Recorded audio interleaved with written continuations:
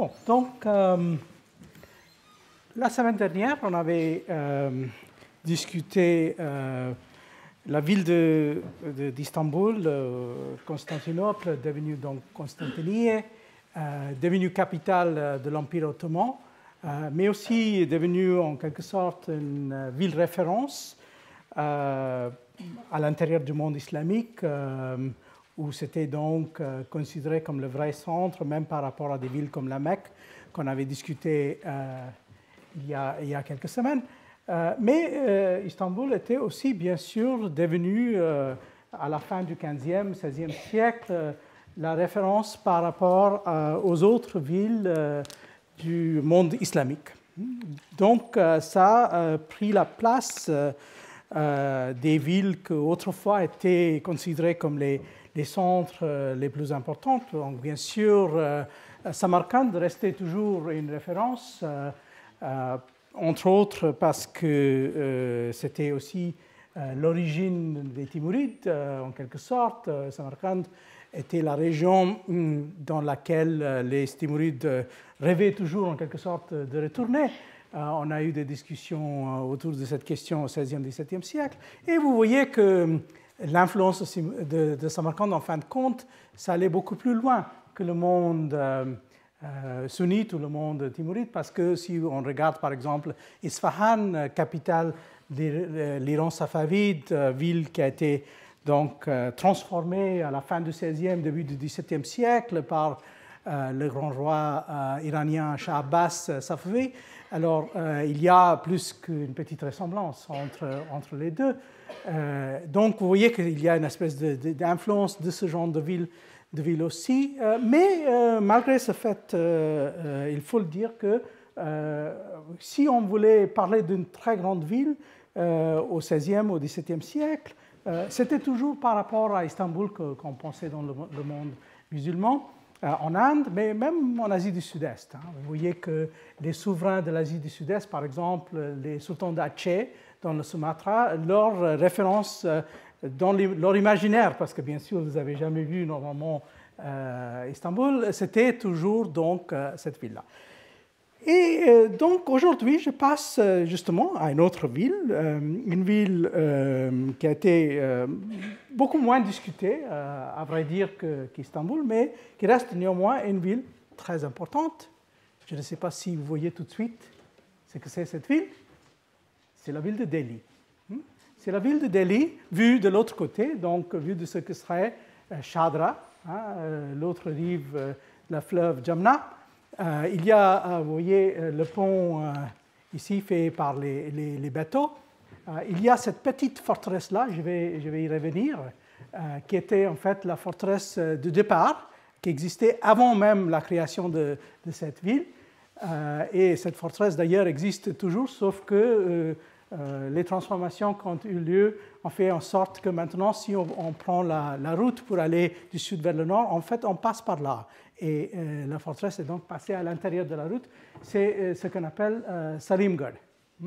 Et je vais revenir justement sur cette forteresse. Alors, qu'est-ce qu'on peut dire sur cette ville? Alors, bien sûr, ce n'est pas la seule ville de Delhi, ça on sait. C'est en quelque sorte l'avant-dernière ville de Delhi, pour ainsi dire. La dernière ville étant donc la ville coloniale créée par les Britanniques, surtout au début du XXe siècle. Mais c'est une ville donc qui a une forme relativement compacte, mais aussi une histoire qui est assez particulière. C'est une ville qui a été créée à peu près en 10 ans. Donc, ça a été créé en tant que ville fortifiée.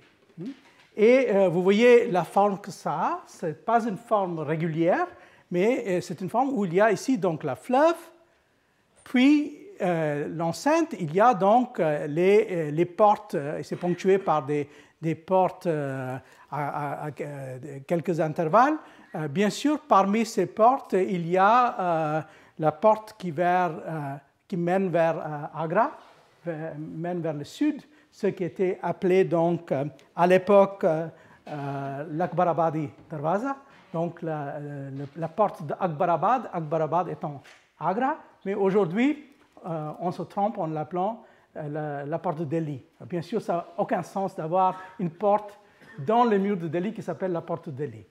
Parce que normalement, les portes font référence à une direction. Par exemple, ici, on aura donc le port de Lahore, on a le port de Cachemire qui mène vers le nord, et ainsi de suite. Et puis, il y a quelques portes qui ont des noms un peu plus mystérieux, normalement, qui sont liés avec des personnalités ou des sites qui existaient avant même l'existence de cette ville. Alors, qu'est-ce qu'on peut dire sur cette ville? Alors, vous voyez tout de suite, cette ville est placée d'une façon assez particulière par rapport à un certain nombre de villes qui ont servi de capitale pour les Moghols ou qui auraient pu servir de capitale pour les Moghols, mais finalement, pour une raison ou une autre, ont été écartées. Donc, les Moghols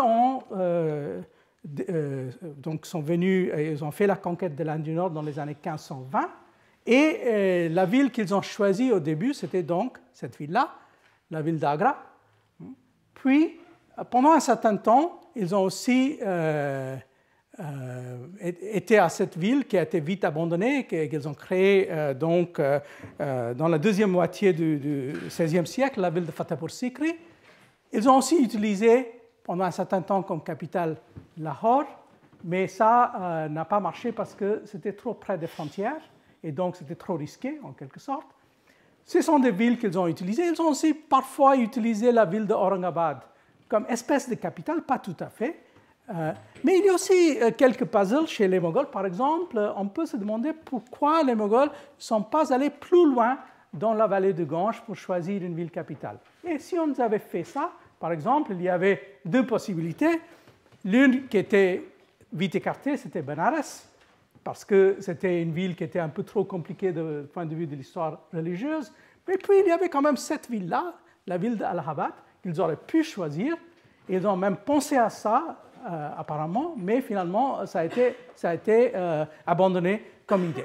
Et Delhi est donc restée cette ville devenue ville capitale, et puis finalement, à cause de ça, ça a même eu une influence sur la longue histoire politique de l'Inde jusqu'à aujourd'hui. Et en quelque sorte, c'est ce choix fatidique qui a été fait dans les années 1630 qui, en quelque sorte, qui marque l'Inde du Nord jusqu'à nos jours. Alors, donc, c'est quoi ce projet? Ce projet, c'est à l'époque de l'empereur Shah Jahan, qui a commencé à régner à la fin des années 1620. Au début, il régnait à partir de la ville d'Agra. D'ailleurs, il a toujours eu un rapport un peu particulier à la ville d'Agra, on le sait, parce que, entre autres, il était enterré là-bas. Mais apparemment, quelques années après avoir monté au trône, il a commencé à trouver que la ville d'Agra était trop limitée, trop petite. Il n'y avait pas la possibilité vraiment d'une expansion. Et donc, à partir de 1637-1638, il y a les débuts d'un nouveau projet, c'est de fonder une nouvelle ville. Cette ville est donc fondée techniquement en 1639, et on va prendre à peu près 9 ans pour construire la structure essentielle de la ville. Donc, vous voyez, c'est une histoire tout à fait différente par rapport à l'histoire d'Istanbul, où en fait, on a pris le capital byzantin et on l'a transformé, bien sûr, mais en gardant quelques éléments très importants de la structure, même si, par exemple, on a bien sûr construit le Topkapı Saray, qui était dans un autre endroit que là, par rapport à là où était le palais byzantin, on a vu ça. Mais alors là, on commence un peu comme ça, ab initio. Ça va prendre donc à peu près une décennie pour construire la ville, et le 19 avril 1648, il y a donc l'entrée formelle de l'empereur dans la ville pour s'y installer. Et donc, à partir de ce moment-là, pendant à peu près un siècle et demi ou presque 2 siècles, cette ville va rester, pas incontestablement, mais quand même plus ou moins la ville capitale de cet empire. Alors, en tant que capitale de cet empire, donc, c'est une ville qui va attirer beaucoup de voyageurs, beaucoup de témoins, et donc je vais parler d'un certain nombre. On est vraiment gâté pour le choix, on a énormément de récits de voyage, des gens qui sont passés par par cette ville-là. Je vais juste passer un peu de temps avec un de ces voyageurs qui est très connu, c'est donc le médecin français François Bernier, qui a été formé à Montpellier et qui a un petit rapport avec cette maison, comme il était un des élèves préférés de Pierre Cassanti, qui a été donc professeur au Collège du Roi. Alors, Bernier, qui a passé donc 5-6 ans à Delhi dans les années 1660, qui nous a laissé une belle description de la ville. Et puis, je vais vous expliquer un peu la suite. Il y a une série d'incidents. La ville est donc assiégée et il est aussi attaqué. Il est pris quelques fois au cours du XVIIIe siècle. Et finalement, en 1803, on passe pas totalement sous le contrôle britannique, mais plus ou moins, parce que la Compagnie des Indes, en 1803, va installer un agent britannique à Delhi. Et là, c'est le début de la transformation de la ville en ville coloniale. Mais donc, on a à peu près, disons, 175 ans ou quelque chose comme ça entre la fondation et ce moment. Alors, regardons donc cette ville. Ça, c'est bien sûr une gravure qui nous vient du XIXe siècle, mais les éléments sont plus ou moins stables à quelques détails près. Qu'est-ce qu'on voit? Alors, on voit, donc tout d'abord, on revient sur cette petite forteresse-là, c'est Salimgarh, mais puis il y a à côté le Fort Rouge, et qui donne donc sur la fleuve, voici le Jamna. Il y a donc, vous voyez les murs là, il y a ici le quartier qui s'appelle le quartier de la fleuve, Daryaganj. Mais puis, il y a l'axe principal. On va revenir sur cet axe qui va donc plus ou moins dans la direction, disons, sud-est-nord-ouest, qui mène vers la porte de Lahore. Donc ça, c'est la sortie de Lahore. Et puis, il y a ici, vous voyez, un quartier avec quelques belles maisons, des nobles, etc. Il y a ici quelque chose qui est assez crucial, c'est la grande mosquée.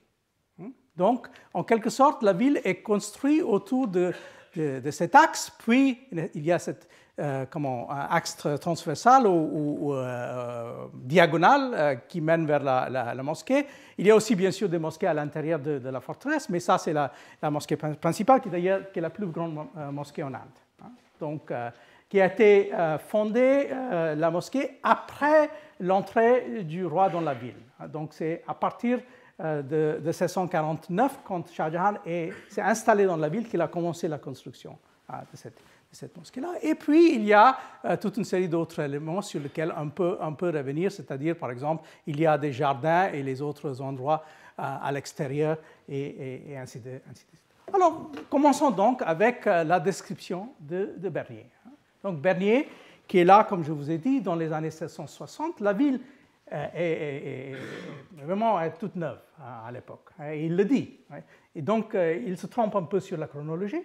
Il dit il y a environ 40 ans, en fait, c'est beaucoup moins que 40 ans, il y a environ 40 ans que Shah Jahan, père du grand Moghol Aurangzeb, régnant à présent, pour éterniser sa mémoire, fit bâtir une ville contiguë à l'ancienne Delhi. Donc, il fait référence au fait qu'il y avait une ville là avant. Et on va justement revenir sur cette ville qui était là avant. Il la nomma de son nom Shah Jahanabad et par abréviation Jahanabad, qui veut dire colonie de Shah Jahan. Et la destina pour être la capitale de l'Empire au lieu d'Agra, où il disait que les chaleurs de l'été étaient trop violentes. Ça, c'est une raison, mais il y a aussi un problème d'expansion de cette autre ville. Cette proximité a fait que les ruines de l'ancien Delhi ont servi pour bâtir la nouvelle ville et qu'il ne se parle presque plus dans les Indes de Delhi, mais seulement de Jahanabad. Néanmoins, comme la ville de Jahanabad n'est pas encore connue chez nous, j'en parlerai sous l'ancien nom de Delhi que nous l'est davantage. Delhi, donc, est une ville toute nouvelle, il le dit, située dans une rase campagne sur le bord d'un fleuve comparable à notre Loire, qu'on appelle le Jamna, et bâtie de telle manière le long d'un seul côté de la rivière, car il n'y a qu'un point de bateau pour passer dans la campagne, qu'elle vient à peu près à se terminer en croissant. Et donc, il va continuer en décrivant le fait qu'il y a aussi, pas seulement cette ville, mais il y a quelque chose qu'il appelle les faubourgs, et c'est justement cet aspect-là que je vais développer. Et donc, il nous dit qu'avec les faubourgs, en fait, cette ville devient plus grande. On a estimé que donc, fondée dans les années 1630-40, mais si on est à peu près en 1680, la ville aurait eu à peu près 400 000 habitants. Donc ça veut dire que c'est plus petit que Istanbul à l'époque. C'est presque la moitié d'Istanbul à l'époque, mais à l'échelle des grandes villes européennes qu'on a vues, c'est quand même une ville qui est assez grande, et c'est quand même beaucoup plus grande, par exemple, par rapport à Lisbonne qu'on avait vu il y a quelques semaines. Alors, et il le dit à la fin, et je puis dire assurément qu'elle serait d'une prodigieuse grandeur. Alors, qu'est-ce qu'on peut dire donc sur la façon dont cette ville, en quelque sorte, ce site a été choisi pour créer cette ville? Vous voyez ici, ça c'est un plan moderne où il y a la ville de New Delhi, ce qui n'existait bien sûr pas à l'époque, mais vous voyez en fait ce qu'on appelle, plus ou moins et d'une façon stéréotypée, l'histoire des 8 villes de Delhi. Donc, c'est-à-dire, c'est l'histoire de la transformation de Delhi, et je vais vous montrer en fait qu'il y a une espèce de mouvement systématique. Alors, la première ville, vous voyez, c'est bien marqué ici, c'est vers l'extrême sud. C'est plus ou moins dans la région de ce qu'on appelle Mehroli. Et ça, c'est la ville fondée autour de 1200, au moment de la première conquête de la région par les musulmans. Ici, il y a quelques ruines maintenant, mais il n'y a pas énormément de choses, à une chose près, en fait, qui reste un monument très important dans cette région de Mehroli, qui est en fait un centre soufi. Et je vais revenir justement sur ce centre-là. Puis, les rois successifs et les dynasties successives sont partis de là. Donc, déjà au XIIIe siècle, XIVe siècle, on va vers Syrie. Puis, toujours au XIVe siècle, on va redescendre vers le sud, vers Toghlabad. On revient ici, donc, au XIVe siècle, à Jahanpana. Et puis, on monte, et là, en fait, c'est la direction en général, c'est-à-dire tous ces endroits étaient assez loin de la fleuve. Donc, en fait, ils ont été choisis parce qu'en quelque sorte, ils dominaient la plaine. Ils étaient plus élevés par rapport à la plaine. Mais en fait, le mouvement, en général, c'est en direction de la fleuve. On cherche la fleuve. Donc, vous voyez qu'à partir du XIVe siècle, on va monter là.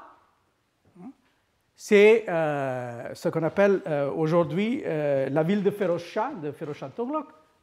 Mais puis, on va rester plus ou moins dans cette région qui reste une espèce de premier cœur de la ville, et surtout de la ville qui est, à partir du XVe siècle, c'est plus dominé par les dynasties turques, qui étaient les dynasties qui avaient donc pris la région au XIIIe siècle. Maintenant, au XVe siècle, on est sous domination afghane.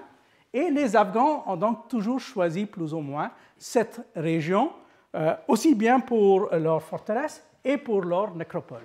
Donc, par exemple, le choix des Afghans pour leur nécropole était dans une région qui était appelée au XVe siècle le Bagh-e-Jor, ou maintenant on l'appelle Jor ou Jor-Bagh. Et alors, c'est là où on trouve le nécropole, ce qu'on appelle aujourd'hui le jardin Lodi, mais ce jardin est créé dans les années 1930. Mais le nécropole existait bel et bien avant. Alors, cette région-là, donc, c'est choisi, et pour une raison assez intéressante, il y a donc la proximité de la fleuve, mais il y a aussi quelque chose d'autre qu'il faut tenir en compte. Et ça, c'est quelque chose qu'on comprend quand on regarde le moment juste après la conquête moghole. Les Moghols donc arrivent dans la région dans les années 1520. On a une petite description de Delhi dans les mémoires de Babur, qui était le premier conquérant moghol de cette région, où il nous fait une description des quelques jours qu'il a passés à Delhi. Et dans ces quelques jours qu'il a passés à Delhi, en fait, il a effectivement fait deux choses. Il a regardé les forteresses des Afghans. Et qu'il ne l'a pas très bien décrit, mais on peut soupçonner en fait où était en effet la forteresse la plus importante. Mais la deuxième chose qu'il a fait, c'est-à-dire il a pris Delhi comme une espèce de lieu saint.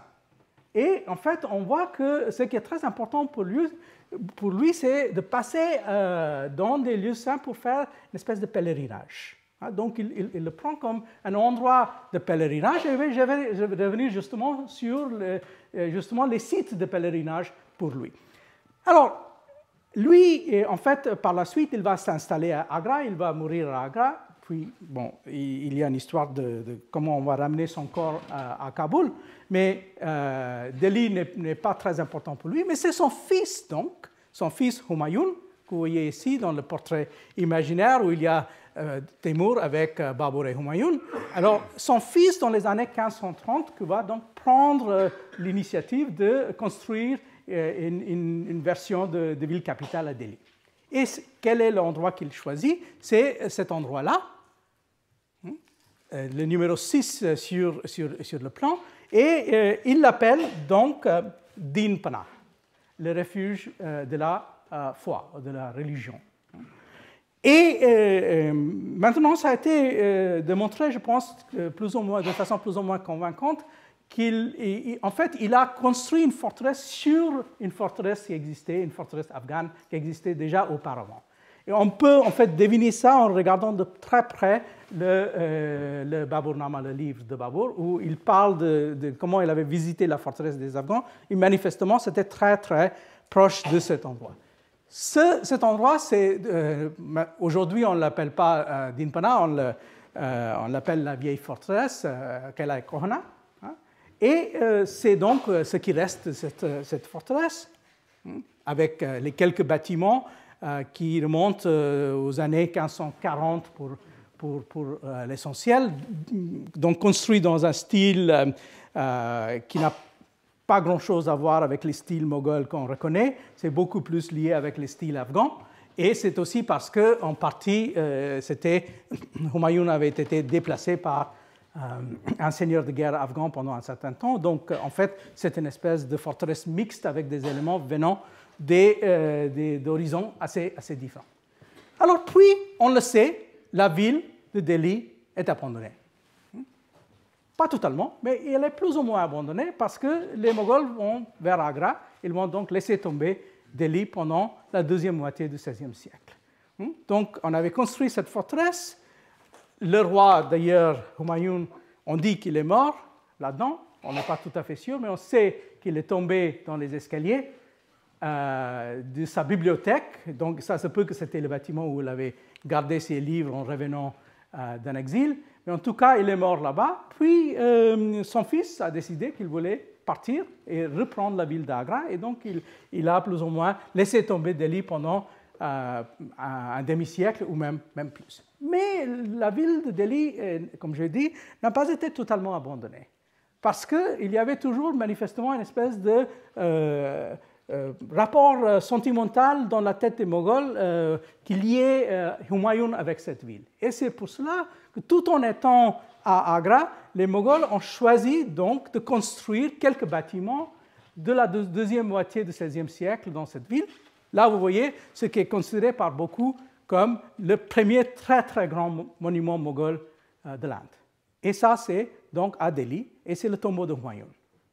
Le tombeau de Humayun que vous voyez ici, avec quelques autres bâtiments autour qui appartiennent à la famille des Sours. Il y a aussi, pas très loin, un autre tombeau qui est d'un courtisan très important de la fin du XVIe, début du XVIIe siècle, Abdurrahim Khan Khanan. Donc vous voyez qu'on a continué à investir Delhi pour certains besoins, mais tout en gardant ces distances par rapport à cette ville. Vous voyez que, comme je dis, que le tombeau de Humayun est considéré comme un des plus beaux monuments de premier temps des Moghols construits en Inde. Vous voyez la preuve. Alors, Delhi, toujours un peu à l'écart, et puis il y a ce mouvement finalement de Shah Jahan pour revenir vers Delhi. Pour comprendre en fait globalement pourquoi ça s'est fait, en fait, il faut se rendre compte d'une chose, c'est-à-dire qu'il y a toute une tradition d'écrire sur Delhi. Il y a une tradition intellectuelle Vous voyez qu'on avait discuté dans le cas d'Istanbul cette tradition qui remonte jusqu'à nos jours avec quelqu'un comme Orhan Pamuk, qui garde une espèce de rapport très particulier, très sentimental par rapport à cette ville. Et alors, il y avait aussi un rapport qu'un certain nombre d'intellectuels avaient justement en prenant Delhi comme, en quelque sorte, leur lieu de mémoire, pour ainsi dire. Et ça, c'est peut-être le texte le plus important pour nous aujourd'hui. Et c'est un texte qui a été écrit par un personnage assez curieux, qui a eu une espèce de double vie. Il a commencé au XIXe siècle comme un intellectuel très traditionnel. Il s'appelait à l'époque Sayyid Ahmad, ou Sayyid Ahmad Dehlavi, de Delhi. Puis, il a eu un moment un peu décisif dans sa vie, il est un peu son chemin de Damas, où il a décidé d'abandonner tout ce qui était traditionnel et il est devenu résolument moderniste. Et donc, en quelque sorte, il est considéré comme le père du modernisme islamique en Inde. Et là, il a aussi fait en sorte qu'il n'appelait plus Sayyid Ahmad, mais Sayyid Ahmad Khan. Donc, il a aussi pris ce titre. Et puis, il devient, comme Sayyid Ahmad Khan, il devient le plus grand intellectuel musulman de l'Inde de la deuxième moitié du XIXe siècle. Mais dans ce premier moment de sa carrière, il a écrit un livre très important, et ça, c'est ce livre-là, qui s'appelle donc Asar al-Sanadid. Et c'est un livre qui est, même le titre, en fait, le titre vient d'un poème d'un grand poète iranien qui a migré en Inde à la fin du XVIe siècle, qui s'appelle Urf Shirazi. Et le titre nous dit en quelque sorte que pour comprendre, en fait, c'est un poème qui dit quelque chose dans le genre « Quand je vois les ruines des villes, je comprends les grands faits des héros d'antan de la Perse. » Vous voyez, donc, on regarde les ruines pour avoir un sentiment de fierté par rapport à son passé glorieux. Et donc, il a pris exactement ça, mais il ne parle plus des héros de la Perse, mais plutôt de Delhi. Et donc, il dit, en regardant les ruines de Delhi, moi, je pense à ce qu'était la gloire de cette ville et bien sûr de cette culture. Et voilà, donc, c'est un livre qu'il a publié en 2 versions, avec des gravures, avec pas mal de choses. Et c'est vraiment un livre, à la fois un livre sentimental et un livre savant.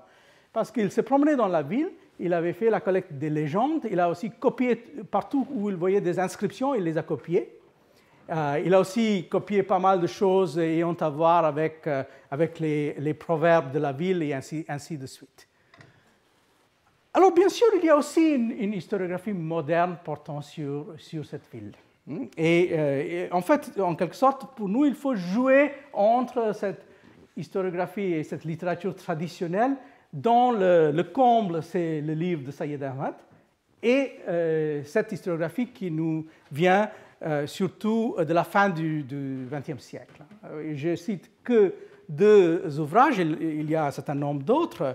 Ça, c'est l'ouvrage toujours reconnu comme l'ouvrage principal, en quelque sorte, malgré ses quelques faiblesses, portant sur la ville d'un historien américain, Stephen Blake, qui est une espèce d'interprétation de la ville totalement weberienne. Donc, en fait, il puise dans la ville de Max Weber et il essaie de calquer le modèle weberien sur cette ville, en l'appelant donc une ville patrimoniale.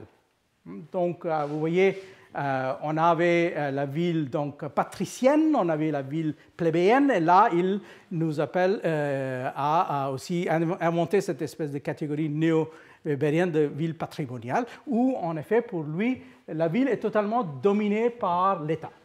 C'est l'État qui donne les règles pour le fonctionnement de la ville. Et puis, on a un autre livre qui est beaucoup plus large dans sa géographie, qui parle de Delhi, mais qui parle aussi beaucoup plus des villes de l'Inde du Nord, plus à l'Est, mais où il y a une approche qui est assez différente. Ce n'est pas un livre très théorique, mais il y a un peu, en filigrane, on peut en fait comprendre que ce que fait Christopher Bailey, ce grand historien anglais de la fin du XXe siècle, c'est en fait de partir d'un autre point de vue, c'est-à-dire il considère la ville comme essentiellement une ville qui est créée par ses citoyens et surtout par ses marchands. Donc, si vous voulez, là c'est la ville vue de haut en bas. Donc la ville dominée par l'État et puis structurée par les États. Bien sûr, il y a des autres éléments qui viennent remplir la ville. Tandis que pour Bailey, pour l'essentiel, en fait, la ville est construite en quelque sorte de bas en haut, en tout cas de la couche, pas tout à fait en bas, mais la couche moyenne qui est la couche bourgeoise, la couche des marchands. Et puis, l'État existe pour négocier avec, mais ce n'est pas l'État en quelque sorte qui est déterminant pour faire ni la structure ni le rythme de croissance et de décroissance des villes. Donc, vous voyez deux approches assez différentes. Il n'y a pas eu de grands débats entre les deux, mais en tout cas, c'est deux références à retenir. Alors, donc, revenons sur cette ville de Shah Jahan. Donc, Shah Jahan a décidé, en quelque sorte, de déplacer le centre encore plus vers le nord par rapport à où on était dans la deuxième moitié du XVIe siècle. Vous voyez que en fait, c'est plus ou moins ici que se trouve la ville de Humayun et des Afghans du XVIe siècle. Pourquoi est-ce qu'il a choisi cet endroit? Apparemment, en fait, même dans cette époque, quand les Moghols n'étaient plus basés à Delhi, ils venaient là faire des visites. Ils venaient là faire des visites pour trois raisons. Premièrement, bien sûr, l'empereur Akbar venait de temps à autre faire l'inspection du tombeau de son père, quand c'était sous construction, mais même quand ça a été achevé, il venait là pour donc, en quelque sorte, comme fils qui était en quelque sorte dans ce rapport un peu compliqué avec son père, mais néanmoins, il a considéré ça pas exactement comme un lieu de pèlerinage, mais quelque chose dans le même genre.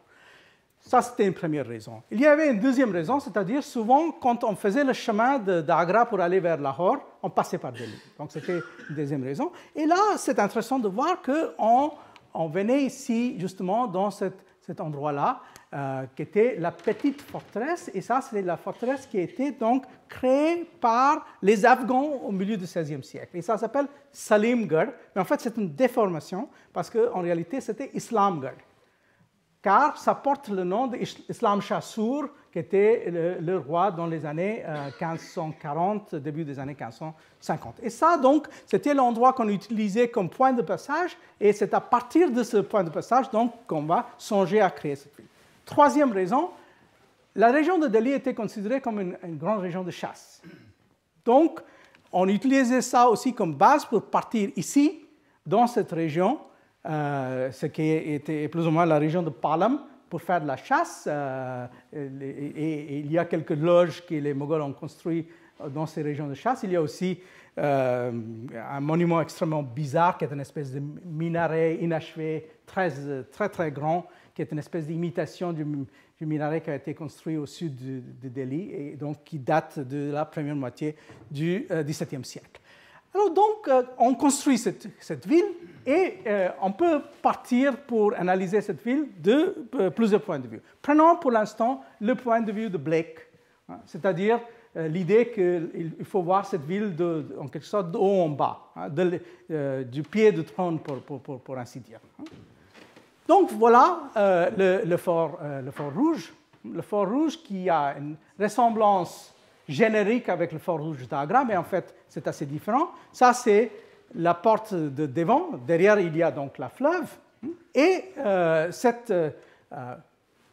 voilà le plan. Le plan est un peu irrégulier, mais plutôt régulier. C'est très différent. Vous vous rappelez plus ou moins de la construction de Topkapi Sarai. En fait, c'est très différent par rapport à ça. C'est beaucoup moins élaboré. Et cette idée, par exemple, de rentrer successivement dans des cours où on est de plus en plus éloigné on est dans un monde de plus en plus silencieux, pour reprendre cette idée de Mme Necipoglu. On n'est pas du tout dans ce genre de cadre ici. Ici, on est donc dans une première salle de réception, deuxième salle de réception. Derrière, donc, il y a la fleuve, la vue sur la fleuve. Ici, il y a bien sûr toute une série d'appartements pour l'harem, bien sûr, mais aussi pour les princes. Et en fait, on va aussi, à la fin du XVIIIe siècle, commencer à utiliser une partie de cette forteresse en tant que prison pour enfermer les princes, parce qu'on n'a pas envie que les princes sortent trop. Hein. Et c'est aussi parce que progressivement, on a aussi cette idée que s'il y a des guerres de succession qui sont trop sanglantes, il faut toujours avoir des princes en réserve. Et donc, c'est mieux de ne pas laisser partir les princes dans des villes secondaires. Il faut garder donc... Et d'ailleurs, il y a cette phrase qui est utilisée au XVIIIe siècle, justement, et qui est Caia de Salatini, c'est-à-dire le prison des princes. Hein. Là où les princes sont donc en quelque sorte gardés dans quelques appartements de l'intérieur du palais. Il peut parfois avoir un arrangement selon lequel il sort en ville, mais ils sont censés revenir avant le coucher du soleil. Et il ne peut pas sortir des portes de la ville. Alors, vous voyez ici une représentation donc assez idéalisée, mais bien sûr avec des éléments qui sont vrais, de ce qu'aurait été la présentation de l'empereur dans sa salle d'audience. Vous voyez, il est présenté toujours comme ça, avec une espèce comme s'il était une espèce de demi-dieu qui se présentait comme les dieux dans les temples indiens. Hein. Souvent, ils sont aussi présentés exactement comme ça. C'est ce qu'on appelle, donc en utilisant le mot hindi, on l'appelle darshan. Hein. Donc, c'est le fait de voir et d'être vu. Donc, on voit le roi et le roi est censé vous voir. Et c'est dans cet échange de regards qu'il y a cette transaction, qu'il y a quelque chose qui se passe. Vous voyez, encore une fois, on est très dans un monde qui est assez stylisé, mais très différent par rapport au monde des Ottomans. Et bien sûr, donc, par la suite, il y a ce système qui s'est développé même avant que les Moghols viennent à Delhi, c'est-à-dire un système hiérarchisé. On peut accéder, et des gens qui sont donc le plus près, normalement, ils ont un statut assez particulier. Puis, il y a les nobles, puis, normalement, il y a des barrières. Et successivement, ceux qui sont à l'extérieur ont un statut de plus en plus bas. Hein, et c'est structuré exactement comme ça. Donc, vous voyez un peu ce qui reste, hein, de l'endroit. Et bien sûr, ce qui reste n'est pas exactement comme c'était même au XIXe siècle, parce que manifestement, dans les événements du milieu du XIXe siècle, on a aussi enlevé pas mal de choses, des joyaux et autres choses qui étaient là-dedans.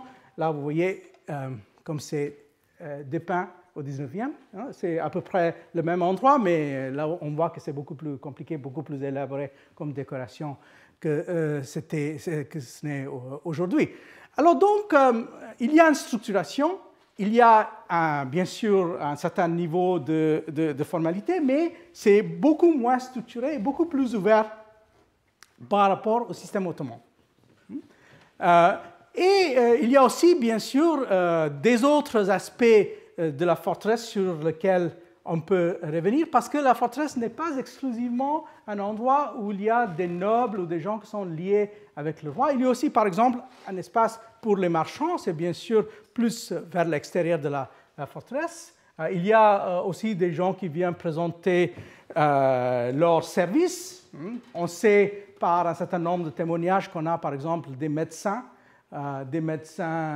plus ou moins cachers européens qui venaient, souvent sans vraie formation, qui présentaient leurs services au roi, qu'ils étaient donc, normalement, ils étaient là, ils étaient en train de négocier avec les nobles, et avec beaucoup de chance, ils pouvaient rentrer un peu à l'intérieur de la forteresse. Donc, voilà la vue, en quelque sorte, de haut vers le bas. Mais il faut quand même aussi prendre compte du fait que même si on avait par exemple, des mosquées à l'intérieur, de la forteresse. Il y avait aussi des moments très importants, assez souvent, quand le roi sortait. Le roi sortait en ville. Et en plus, il y avait des nobles qui étaient sans cesse passés en ville parce qu'ils avaient leur maison justement en ville. Et pas mal de ces nobles, en plus, avaient des maisons secondaires dans les alentours. Et je vais revenir justement sur cette question-là.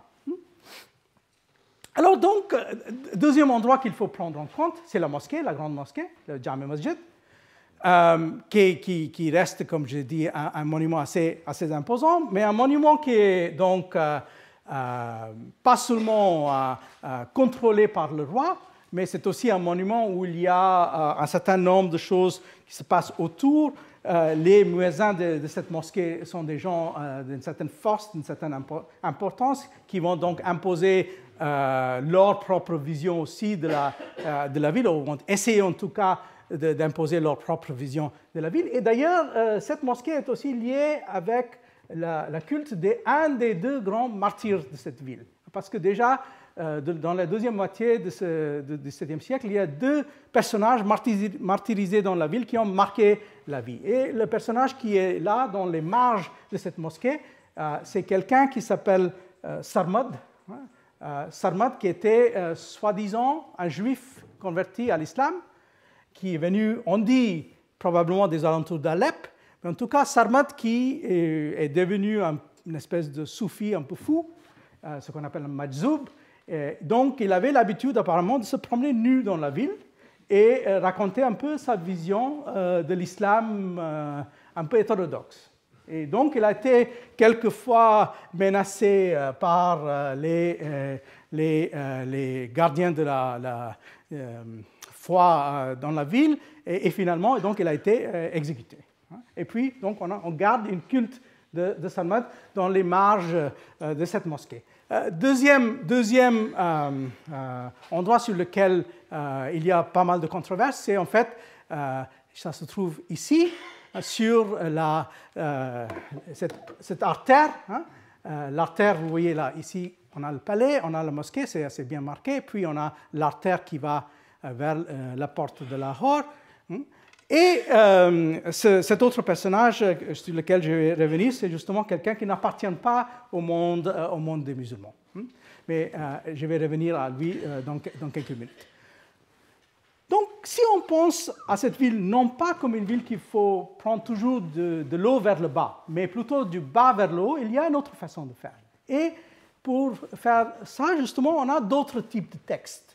Donc, par exemple, quelqu'un comme Blake, qui a voulu surtout prendre le point de vue, disons, de la ville structurée par le pouvoir royal, il s'est basé en grande partie sur les documents officiels venant de la cour, par exemple, des chroniques ou autre chose. Mais il y a aussi pas mal de textes qui viennent, disons, d'un milieu plus populaire, ou en tout cas d'une espèce de classe moyenne. Et je vous cite donc ces deux textes rapidement.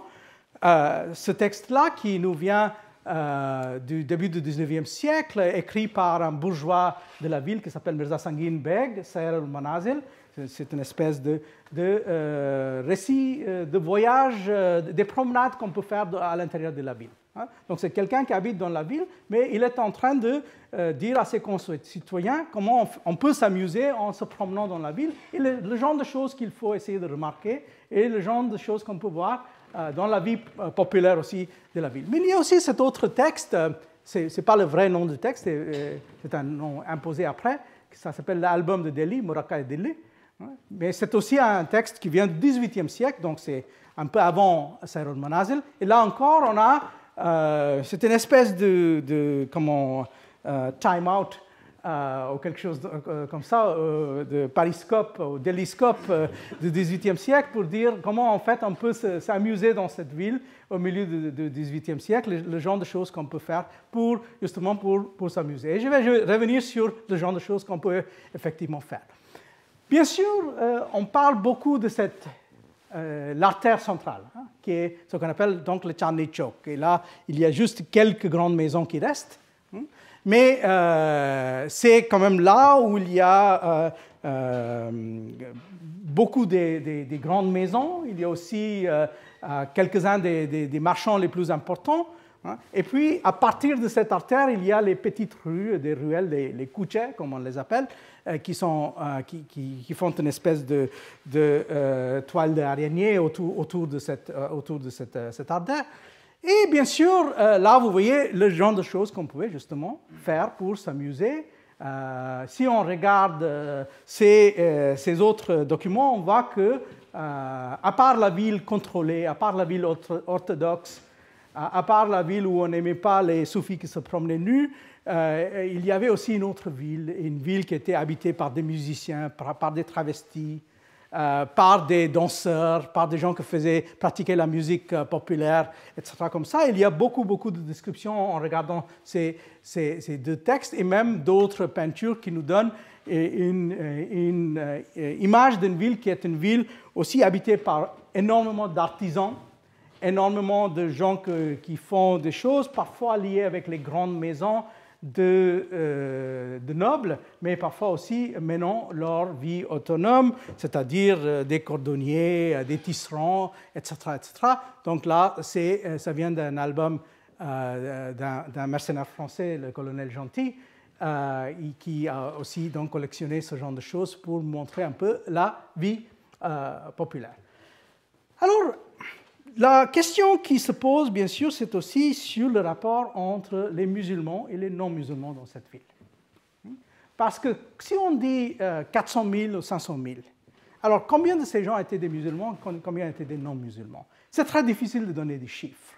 Mais c'est clair que la majorité de la population était composée par des non-musulmans, même dans cette ville. Donc, bien sûr, dans l'Empire, mais même dans cette ville, il est clair qu'il y avait beaucoup de non-musulmans, ce qu'on appellerait aujourd'hui des hindous, mais c'est un mot qui est beaucoup plus ambigu à l'époque quand on l'utilise. Mais on sait aussi qu'il y avait des moments de grande tension entre ces populations musulmanes et non musulmanes. On a vu même qu'à l'intérieur de la population musulmane, on pouvait avoir des tensions comme autour d'un personnage comme Sarmat. Ça, c'est le deuxième grand martyr de la ville. Et on a donc construit un temple qui est le Gurdwara Sisganj, qui donne justement sur cette artère principale, sur le Chandni Chowk, et c'est donc un temple sikh. Et ce temple sikh est censé marquer le lieu de martyr de 9e sikh, Guru Sikh, Guru Tegh Bahadur. Et on dit qu'il a été donc tué sur les ordres de l'empereur moghol, parce qu'il était considéré comme quelqu'un de rebellieux, etc. C'est une histoire assez controversée parce qu'on n'a jamais trouvé de traces de sa mort dans les chroniques mogholes.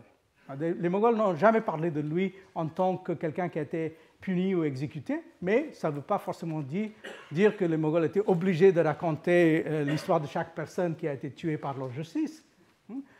Tandis que les sources sikhs sont très insistantes pour dire qu'il y a même deux gurdwaras. Il y a donc celui-ci et puis il y a un autre à l'extérieur de la ville proprement dite où on dit qu'il a été brûlé.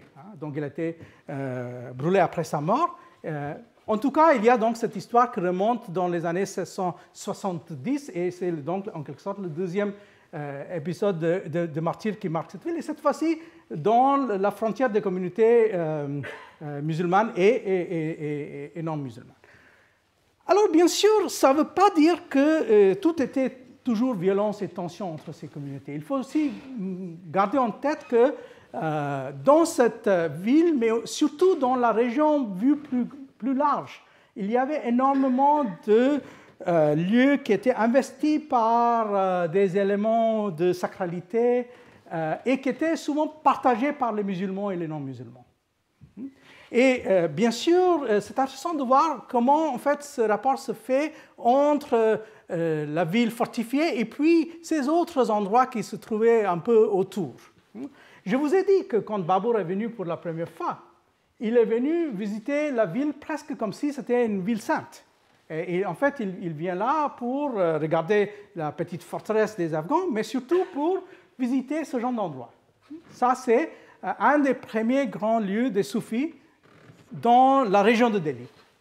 Et c'est vraiment vers le sud, c'est vraiment dans la région de Mehrauli. C'est donc le tombeau de Qutb-ud-Din Bakhtiyar Kaki, qui, donc, à la fin du début du XIIIe siècle, était un des premiers personnages de l'ordre qui s'appelle l'ordre des Chishtiya, qui était un ordre particulier, qui était important à l'époque du sultanat.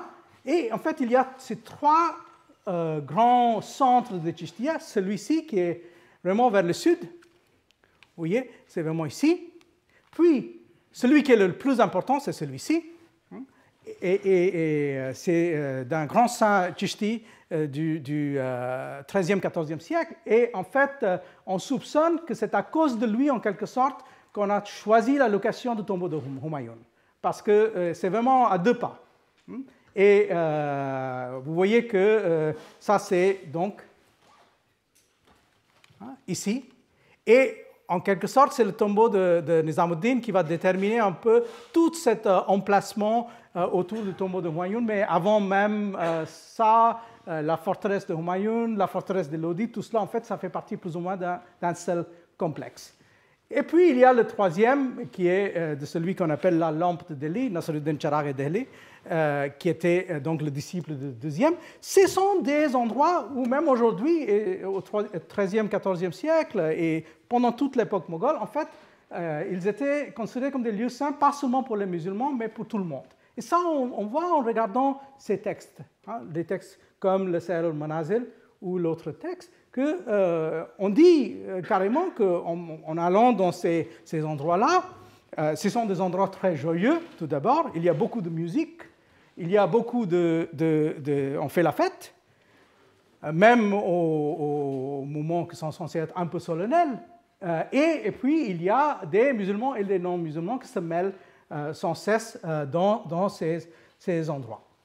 Alors, bien sûr, il y a aussi d'autres types d'endroits en dehors de la ville qui vont se développer au fur et à mesure. Donc, vous voyez qu'il y a ces endroits-là qui remontent à l'époque avant les Moghols. On a ce mouvement vers la rivière, on va créer cette ville, et puis on va revenir sans cesse. À partir de la ville, on va continuer à faire des espèces de pique-niques, des pèlerinages, des choses comme ça, en revenant sans cesse vers ces endroits les plus anciens. Mais puis, il y a aussi un moment donné, au XVIIIe siècle, quand on a l'impression que la ville devient trop remplie. Il y a trop de monde. Et puis, donc, il y a des gens qui vont chercher justement à coloniser encore une fois l'extérieur pour des raisons différentes. Par exemple, on va revenir à cet endroit-là, plus ou moins, pour faire une petite colonie qu'on va appeler Karbala. Karbala, bon, vous devinez tout de suite pourquoi ça s'appelle Karbala, parce que c'est une colonie de chiites. Et c'est qui ces chiites? Ce sont donc les gens qui sont rattachés à ce monsieur-là, qui est Safdarjung, un grand monsieur qui avait, vous voyez ici, le plan fait de son palais à l'intérieur de Delhi par le colonel Gentil, mais il a choisi d'être enterré dans les alentours de la ville. Ça, c'est son tombeau. Et autour de ça, il y a bien sûr aussi cette colonie des chiites qui va se créer. Donc, on est en train, à partir de la ville, de reprendre un peu les faubourgs pour utiliser les mots de Bernier, de revenir vers les alentours. Donc, pour terminer, juste un dernier développement sur cette question-là, c'est-à-dire, si on ne prend pas la ville toujours en pensant, comme j'ai dit, de haut en bas, en pensant de la ville comme une fonction du sultanat ou du pouvoir du roi, on peut aussi penser à cette ville comme on a pensé à Istanbul, comme on a pensé justement à la Mecque, comme un grand centre intellectuel. Mais avec une particularité, vous voyez que par exemple à la Mecque, au XVIe ou XVIIe siècle, il n'y avait pas de non-musulmans. Tandis que la ville de Delhi est très différente par rapport à ça. Donc, si on commence à faire une liste des grands intellectuels de Delhi, par exemple, j'ai choisi ici le 18e, j'aurais pu choisir le 17e, mais ici c'est le 18e. Donc, vous voyez qu'il y a des grands soufis, comme Shah Waliullah, très connu, Mirza Mazhar Janan, mais il y a aussi des poètes et des mystiques. Celui-ci, Mirza Abdul Qadir Bedil, il est considéré aujourd'hui comme une espèce de poète national dans le Tadjikistan. Donc, pas seulement elle a influencé l'Inde du Nord, il y a des chanteurs afghans à Kaboul aujourd'hui qui sont spécialisés à chanter les poèmes de Bédil. Donc, c'est quelqu'un qui a eu une espèce de rayonnement assez considérable, même en dehors de l'Inde du Nord. Puis, ces autres poètes qui, eux, vont marquer un peu la transition parce que ce sont des poètes bilingues qui commencent en persan, mais qui progressivement vont écrire de plus en plus dans une langue qui va devenir la langue préférée de Delhi au XVIIIe, qui est le ourdou. Donc, qui n'était pas une langue très, très répandue au XVIIe, mais qu'au XVIIIe va devenir une espèce de deuxième langue et finalement, en quelque sorte, la première langue. Et juste pour vous donner un exemple assez particulier du fait que ce n'était pas un monde qui était seulement ou exclusivement un monde musulman. Je vous laisse donc avec ce personnage, un personnage assez extraordinaire qui s'appelle Anandram Mukhlis. Mukhlis, c'est son nom de plume. C'était un courtisan, un homme d'affaires, mais aussi un écrivain qui a vécu dans la première moitié du XVIIIe siècle. Il était donc le disciple de Bédil, vous voyez ici le tombeau de Bédil, toujours en dehors de la ville. Il était lié avec un certain nombre de personnes, comme le poète que vous voyez ici, Mir Taqi Mir. Vous voyez quelques manuscrits que Anandram nous a laissés. Et juste pour vous donner une idée de ses activités, donc c'était quelqu'un qui venait du Punjab, de Sodra, d'une famille vishnouite, mais très très liée avec les Moghols. Son père déjà était lié avec les Moghols et son grand-père Gajpat Rai aussi. Lui, il fonctionnait comme agent d'un grand noble qui s'appelle Kamruddin Khan Etamadud-Dawla à la cour, mais il est aussi quelqu'un qui a toute une vie en dehors de la cour. Il écrit énormément de textes, des chroniques, des dictionnaires qui sont aussi avec des proverbes, des usages populaires. Et apparemment, il se promenait autour de la ville pour faire la collecte des dialectes pour voir comment on s'exprimait dans des régions différentes. C'est aussi quelqu'un qui a écrit des romans en poésie, des masnavis, comme vous voyez ici, quelques-uns de ces manuscrits. Il a vécu un moment très dur, qui est le moment de deux invasions. Il y a donc l'invasion de 1739 par les Iraniens, et puis il y a l'invasion de 1757 par les Afghans, qu'il décrit dans ce texte-là, la chronique qu'il nous a laissée, Badaï Waqai Mohammad Shahi. Mais si vous regardez un peu son réseau, c'est très intéressant.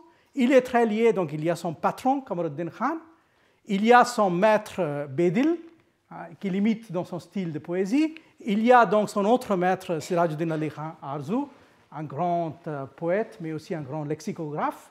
Mais il est aussi lié avec Raja Jugal Kishore, qui est un homme d'affaires très important, qui vient d'une famille d'origine assez humble, parce que c'était des fabricants d'arak, mais qui est devenu très riche à partir de ça, et qui avait quelques prétentions. Il disait qu'il écrivait de la poésie, qui était déconsidérée par les autres. Il y a d'autres comme Bindraban Das Khoshgo ou Tek Chand Bahar. Ce sont donc des hindous, des écrivains, des grands intellectuels de l'époque, et finalement un poète comme Mir Taqi Mir. Donc, pour conclure, on voit donc dans cette ville une structuration qui est assez complexe. Si on commence donc à partir de la cour, on a une certaine idée du roi, de la cour, des nobles, etc. Si on regarde dans les alentours, on voit que finalement la ville est une ville qui trouve son sens parce qu'il est déjà installé dans un paysage qui est beaucoup plus ancien, un paysage que tout en étant mort était aussi vivant. Parce que ces morts-là, comme les soufis qui sont morts au XIIIe ou au XIVe siècle, étaient toujours des gens qui étaient dotés d'un certain pouvoir. Il fallait savoir utiliser ce pouvoir, même si on était roi. Et d'ailleurs, il n'est pas une coïncidence que si on regarde ces deux endroits-là, ça, c'est donc le centre soufi le plus important, mais c'est aussi là où l'un des plus grands empereurs du XVIIIe siècle a choisi d'être enterré. Donc c'est vraiment à l'intérieur de la cour du soufi que Mohammad Shah est enterré, et là, autour de Qutbuddin Bakhtiar Kaki, c'est là où il y a un certain nombre d'autres princes moghols qui ont choisi aussi de faire leur tombeau. Donc, en fin de compte, on a commencé avec ce projet d'une une ville encerclée, une ville très bien définie, mais finalement, la ville, en quelque sorte, a fait la conquête de la région, ou faut-il dire que c'est la région qui a fait la conquête de la ville. Merci.